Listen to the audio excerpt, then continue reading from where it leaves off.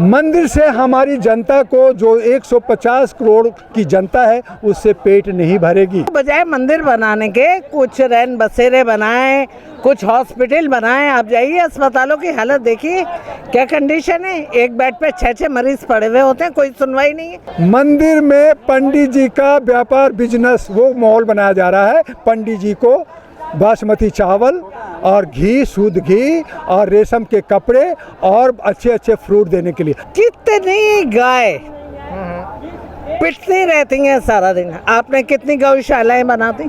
आज सबसे ज़्यादा रेड मीट का सप्लाई, एक्सपोर्ट हमारे बीजेपी के, हमारे गौ रक्षक ही कर रहे हैं। उन्होंने न सबका साथ नहीं लिया, 2 गुजराती भाइयों को साथ लिया और 2 का विकास किया और बाकी को जो है सर्वनाश किया।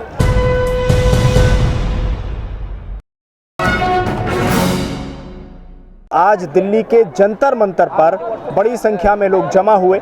इनका मकसद क्या है, इन्हीं से सीधे जान लेते हैं। सबसे पहले आपसे जानना चाहता हूं कि ये जो आप भाजपा हराओ अभियान चला रहे हैं, कितनी कामयाबी मिलने का आपको इसमें लग रहा है कि भाई हमें कामयाबी मिल जाएगी, कितने चांसेस हैं? जर्नलिस्ट महोदय, अभी ये चिंगारी है, आग लगना तो बाकी है।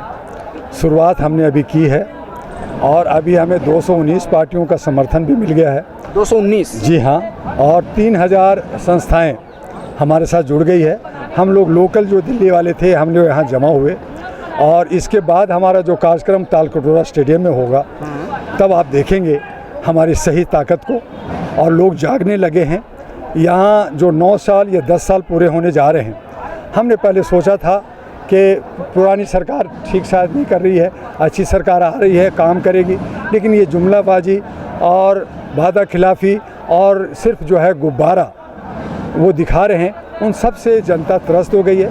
हमारे नौजवानों को जो वादा किया कि 2 करोड़ हम रोज़गार देंगे, उससे मुकर गई। इन्होंने कहा मुद्रा योजना में 10-10 लाख रुपया देंगे, किसी को नहीं दिया और कहा कि 25 लाख हमने मुद्रा योजना में दिया। हम सभी नौजवानों से पूछते हैं कि किसको 10 लाख रुपया मिला।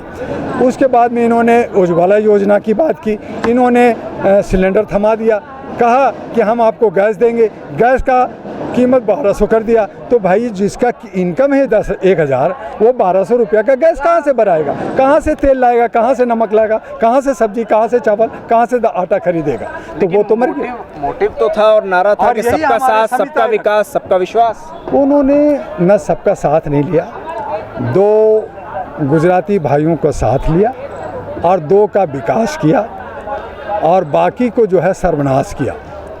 ये आप जान लीजिए।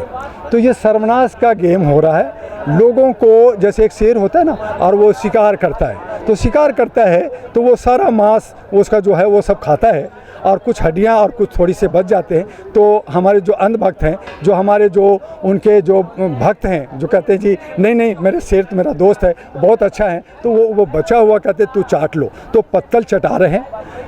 100% हमसे टैक्स और हमसे ले करके 10% की रेवड़ी बांटी जा रही है और 90% खा रहे हैं। तो ये इस तरह का संस्कृति चल रहा है। कभी इंदिरा गांधी भी हुआ करती थी, उन्हें भी प्रियदर्शनी कहा गया, उन्हें भी विश्व का बहुत सुपर लीडर माना गया और हमारे बिहार के जयप्रकाश जी ने आकर के धूल चटा दिया, जेल भेज दिया और कांग्रेस को ज़मीन पे लाके जनता दल लाया। हमारे दिल्ली के अंदर शीला दीक्षित नहीं हार सकती, झाड़ू ने उनको हराया।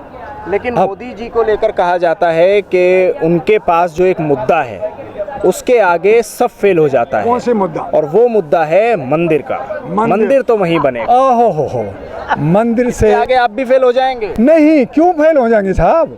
ये मंदिर के खिलाफ बोल नहीं सकेंगे क्यों? मंदिर में पंडित जी का व्यापार, बिजनेस, वो माहौल बनाया जा रहा है। पंडित जी को बासमती चावल और घी, शुद्ध घी और रेशम के कपड़े और अच्छे अच्छे फ्रूट देने के लिए। हमारे घर के से आपको एंटी नेशनल घोषित कर दिया जाएगा इस खबर के बाद। कर दीजिए, जेल भेज दीजिए। मंदिर से हमारी जनता को, जो 150 करोड़ की जनता है, उससे पेट नहीं भरेगी।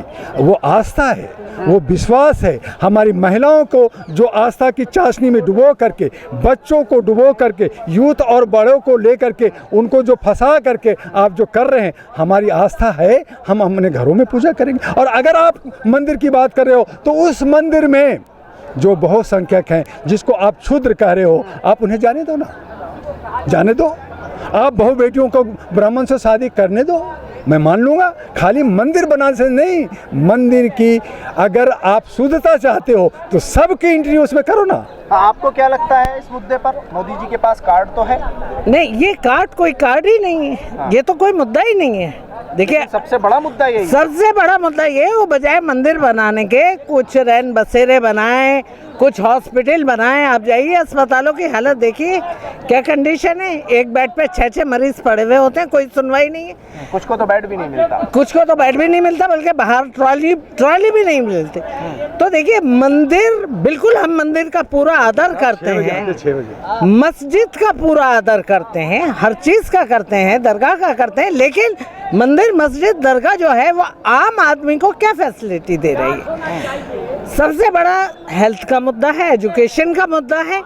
स्कूल बनाइए, तालीम दीजिए, कम से कम अस्पतालों में जाकर झांकिए। लेकिन आजकल तो सियासत का पूरा दारोमदार ही आस्था पर टिका है ना। नहीं, देखिए, ये कुछ जहन हैं, उनको हाईलाइट कर दिया गया है।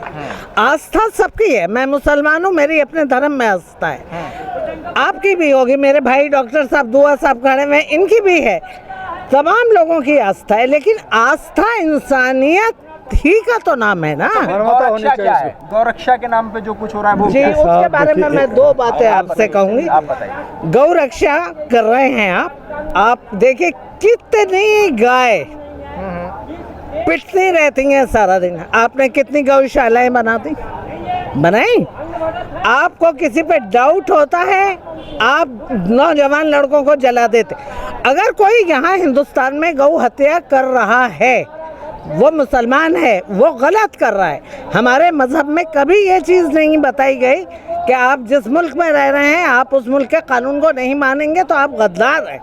लेकिन आप उस पर कानूनी कार्रवाई कीजिए ना, जिंदा मत जलाइए। और अभी मैं बड़ी माजरत के साथ एक बात और कह दूं, खालिस्तान का मुद्दा उठा, ये सोया हुआ शेर किसने जगाया? ये किसान आंदोलन के दरमियान आपने किसानों को खालिस्तानी, पाकिस्तानी कहा, क्या ये जायज़ बात थी? अब आप भुगतिए। जी, आपने गौ रक्षा की बात कर रही है। आज जो है रेड मीट का सबसे ज़्यादा सप्लायर कौन है? हमारे साथ 7,500 RTI एक्टिविस्ट गोपाल प्रसाद है, इनके पास सारे डाटा हैं, हमारे ऑफिस में रखा हुआ है। आज सबसे ज़्यादा रेड मीट का सप्लाई, एक्सपोर्ट हमारे बीजेपी के, हमारे गौ रक्षक ही कर रहे हैं। क्यों कर रहे हैं? आप बचाना चाहते हो। अब लाखों हमारे गौ मर रही है, उनको दवाइयाँ नहीं मिल रहा, उनको संरक्षण नहीं मिल रहा। आप जो है गौशाला के नाम पे व्यापार कर रहे हो। बचाइए, अच्छी बात है। हम उनको आस्था रखते हैं, हमें दूध मिलता है, हमारे बच्चों को पोषण मिलता है, लेकिन आप उस पर व्यवसाय तो ना करो, उस पर राजनीतिक तो ना करो। एक आखिरी बात आपसे पूछना चाहता हूँ, आपके पास डाटा मौजूद है, क्या कहता है आपका डाटा? देखिए, मैं आगे आने वाले समय में मैं सूचना का अधिकार कार्यकर्ता हूँ। मेरा नाम गोपाल प्रसाद है और मैं विगत 2010 से अभी तक मैं 7,000 से ऊपर RTI फाइल कर चुका हूँ। केंद्र सरकार की विभिन्न योजनाएं, बीजेपी के जो मैनिफेस्टो हैं, उन सबों का मैं हमेशा रेगुलर अवलोकन करता रहा हूँ। उसके ऊपर मैं R&D कर रहा हूँ और उसका निचोड़ ये है कि केंद्र सरकार के जितने भी वादे घोषणे थे, उनके ऊपर में वास्तव में क्रियान्वयन हुआ ही नहीं। और वास्तव में केंद्र सरकार की जो भी योजनाएं हैं वो फलीभूत इसलिए नहीं हो रही कि इसमें बहुत बड़ा चीटिंग किया गया है। सबसे पहला जो चीटिंग है वो मैं आपको बताना चाहता हूं, जिसके ऊपर में मीडिया में चर्चा का विषय ही नहीं बना है, जो वास्तव में चर्चा का विषय बनना चाहिए। उसके लिए मैं नीति आयोग का वो पॉलिसी के बारे में आपको बताना चाहता हूं कि योजना जो होती है उसका 2 पार्ट होता है।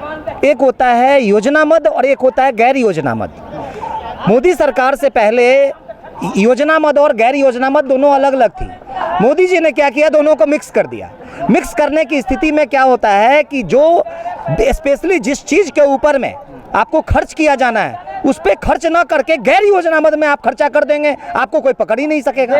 यही है मिक्सिंग का सबसे बड़ा करप्शन का जड़, ये है जो आम मीडिया में यह प्रश्न उठा ही नहीं है। वास्तव में 2024 के लोकसभा चुनाव में हम इसको महत्वपूर्ण मुद्दा बनाएंगे। और आपने सबसे बड़ा चीज जो आपने प्रश्न किया, आप बीजेपी को हराएंगे कैसे, इसके लिए मैं डॉक्टर भीमराव अंबेडकर जी के उस लाइन के तरफ मैं आपका ध्यान आकृष्ट करना चाहता हूं उनका लाइन था, गुलामों को उसकी गुलामी का एहसास करा दो, क्रांति स्वतः हो जाएगी। मैं भारत की उस आवाम को, भारत की उस जनता को मैं जन जागरूकता के माध्यम से, मैं आरटीआई एक्ट के माध्यम से प्राप्त किए गए वो तमाम दस्तावेजों के माध्यम से मैं शुचिता और पारदर्शिता की रक्षा करते हुए, भ्रष्टाचार के विरुद्ध में शंखनाद करते हुए उन तमाम चीज़ों को सच्चाइयों से अवगत कराने का काम करूंगा। जनता जब जागरूक हो जाएगी वो स्वतः सरकार को बदल देगी, ऐसा मेरा विश्वास है। सभी पार्टियां जागरूक हो चुकी हैं, जनता जागरूक हो चुकी है, तो इससे क्या होता है, जनता जागरूक जाती है, पार्टी जुड़नी शुरू हो जाती है, सत्ता हिलनी शुरू हो जाती है, तो सत्ता हिलेगी। लेकिन अभी लग नहीं रहा है कुछ ऐसा। नहीं, अभी तो बहुत टाइम है, ऐसी बात नहीं है। राष्ट्र की मांग उठ रही है। नहीं, हिंदू राष्ट्र का मतलब ये नहीं होता। हिंदू से क्या आप क्या समझते हैं? हिंदू 15% 85% समझते हैं आप? 15% समझते, तो अब कैसा है कि 85% जो लोग हैं, जो वो लोग मिडिल क्लास फैमिलीज है, जो मिडिल क्लास फैमिलीज हैं, उन्हें कुछ नहीं मिला आज तक। 10 साल के अंदर कुछ नहीं मिला, उसके लिए कुछ नहीं किया गया। वो अब आवाम की आवाज़ उठेगी और 100% है भाजपा हारेगी। धन्यवाद बातचीत करने के लिए। दिल्ली से कैमरा पर्सन फैयाज हुसैन के साथ न्यूज़ एमएक्स के लिए साहिल नकवी।